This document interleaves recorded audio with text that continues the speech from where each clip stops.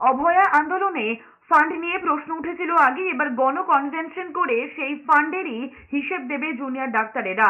বুধবার আরজিকর কাণ্ডের 8 মাস পড়েছে, আবারও বিচারের দাবিতে সিজিও কমপ্লেক্স অভিযান করেছেন চিকিৎসকেরা। এরপরে সাংবাদিক বৈঠক করে অনিকেতেরা জানিয়েছেন অভয়ার ফান্ড নিয়ে যে প্রশ্ন উঠেছে তার হিসাব দেবেন তারা। 16ই এপ্রিল আরজিকর মেডিকেল কলেজে গণকনভেনশন করে প্রত্যেকটির হিসাব জনগণের সামনে তুলে দেবে West Bengal junior doctors front.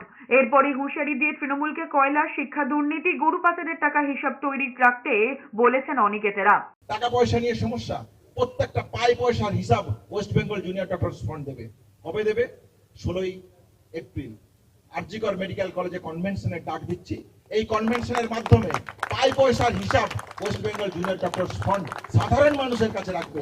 আপনি রেডি রাখুন কয়লা দুর্নীতির হিসাব, আপনি রেডি রাখুন শিক্ষা দুর্নীতির হিসাব, আপনি রেডি রাখুন গরু পাচারের হিসাব, আপনি পাই পয়সার হিসাব West Bengal junior doctors front নাগরিক সমাজ মিলে এই রাজ্য প্রশাসনের কাছ থেকে বুঝে নেওয়ার অধিকারের দাবিতে আন্দোলন শুরু করবে।